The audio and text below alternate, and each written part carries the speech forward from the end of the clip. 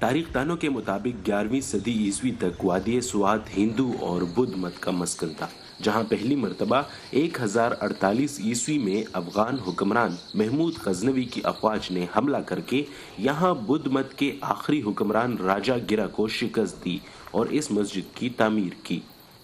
اوڈی gram کا علاقہ سوات میں ایک مشہور ترین علاقہ، یہ ایک میٹروپولیٹن سٹی کے طور جانا جاتا تھا، جہاں پہ اس وقت کا بادشاہ بیٹھتا تھا۔ تو ابھی بھی اس کے جو قلعے اور محل کے آثار ہیں وہ مسجد کے اوپر آپ کو ملتے ہیں۔ 33 سال قبل تک یہ مسجد پہاڑ کے دامن میں چھپی رہی، جب پہلی مرتبہ 1985 میں اطالوی مشن کے ماہرین نے اسے دریافت کیا۔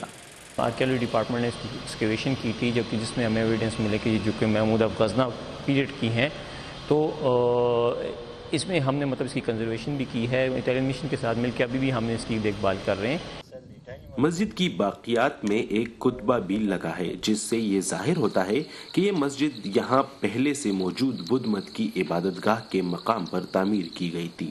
تاہم پشاور میوزیم کے ریسرچ آفیسر نواز الدین اس اندازے کو رد کرتے ہیں۔ جو غزنوی ماسک ہے، اس طرح ہمیں کوئی لٹریری سورسز ہمیں کوئی نہیں ملتے کہ جس میں کسی مندر کو یا کسی عبادت گاہ کو ڈیمالش کر کے یہ مسجد بنائی گئی ہو۔ ہاں، آپ عام بھی کھدائی کریں، آپ وہ گھروں کے لیے وہ پتھر بھی جمع کرتے ہیں، تو ہمیں اس طرح کے قیمتی پتھر ملتے ہیں یا اس طرح کے جس پہ نقش و نگار بنے ہوتے ہیں۔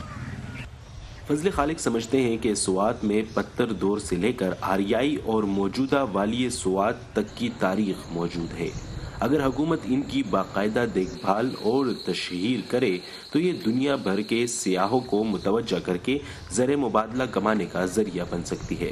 عمر فاروق، وائس آف امریکہ، سوات۔